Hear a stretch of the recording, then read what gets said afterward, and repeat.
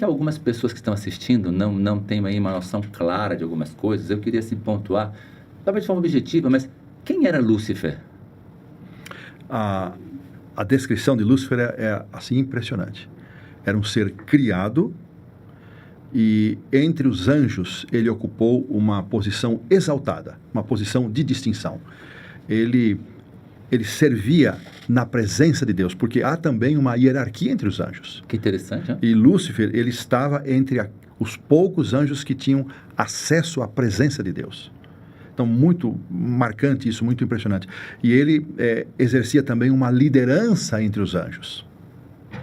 E algo marcante nessa história é que como é possível um ser tão exaltado, criado por Deus, perfeito, como lemos na palavra no início, e reafirmamos isso, como pôde um mundo de perfeição, um cenário de perfeição, um ambiente perfeito, como pôde surgir a imperfeição? Não há resposta, não há explicação que nos leve a compreender. Por isso a Bíblia chama esse episódio de o mistério da iniquidade. E não temos como compreender isso. Não há resposta humana que esclareça. Eu li um parágrafo na revista dos 10 Dias, coordenada pelo pastor Josanã, que eu nunca tinha prestado atenção nesse parágrafo de Ellen White, onde ela disse, não tem explicação. Pronto. E não haverá. Porque a gente acha que chegar no céu, não haverá. Uhum. Ela fala claramente isso, lembra desse parágrafo? Sim. Não tem e não haverá. Porque quando chegarmos no céu, aí que nós não vamos entender mesmo. Como é que pode... Eu nunca tinha pensado por isso. Isso e abandonar. Como é que pode alguém nesse ambiente, agora já nós nos transportando para... Como é que foi possível alguém num ambiente tão lindo, tão perfeito? Aí que a gente não vai entender mesmo. Então, é assunto que a gente não precisa se demorar demais, porque... mas ele fica, às vezes, como uma goteirinha gotejando, né, perturbando. Tem outras coisas para a gente se demorar, especialmente a misericórdia de Deus, a paciência de Deus, a maneira como Deus lidou com ele quando ele toma a decisão. E essa é uma coisa interessante. Como é que Satanás, ou Lúcifer ainda, né, chegou a ter ciúme de Jesus? Como é que ele teve inveja? Aí vem uma coisa, isso é interessante. Jesus, entre suas funções na divindade, é estar próximo das suas criaturas. E Jesus estava tão misturado com os anjos, embora eles reconhecessem que Jesus era diferente, mas não tinham suficiente clareza da plenitude da divindade de Cristo.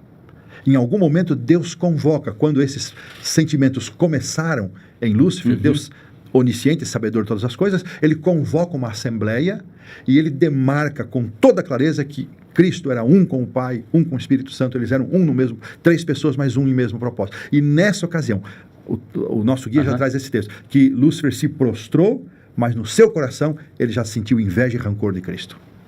Pastor Josanã, me diz, eu sei que é impossível a gente entender o que aconteceu, mas o que foi que provocou toda essa ruptura do universo que começa no coração de Lúcifer, só para que alguém que está aqui conosco, talvez não entenda com clareza, tenha um pouco de entendimento. Lúcifer, de repente, olha para Cristo e começa a sentir o que mesmo? Tanto a Bíblia, Isaías... E é bem claro, Ezequias também fala que ele sentiu inveja. Ele sentiu inveja. E como o pastor Hélio bem colocou, não há como justificar o mal. Eu sempre penso com os meus filhos, pastor, comete alguma coisa que eu tenho que reclamar e eles vêm dar alguma desculpa. Eu digo, não é para dar desculpa, é simplesmente para reconhecer o que fez, pedir perdão e recomeçar. Então não há justificativa, porque quando eu começo a dar desculpa ou explicações para o erro, é como que eu estou justificando o erro e não há justificativa para ele. Exatamente. Então, o que ele sentiu foi inveja. E talvez seja a coisa que ele mais conseguiu distribuir entre nós depois da queda, né? A inveja. O primeiro homicídio veio disso, né? Entre Caim e Abel, a inveja que Caim sentiu da decisão de Abel. Então, essa inveja que tem destruído lares, que tem destruído famílias, tem destruído casamentos, tem destruído a maneira como eu crio os filhos, esse não querer o meu lugar, não estar no meu lugar, sempre querer me sentir superior ao outro, mandar no outro, estar acima do outro. Isso tem destruído, e o que ele conseguiu destruir inicialmente no céu é o que tem destruído muitas famílias. Essa inveja que está espalhada em muitos lares, em muitos casamentos e na maneira como se cria muitos filhos.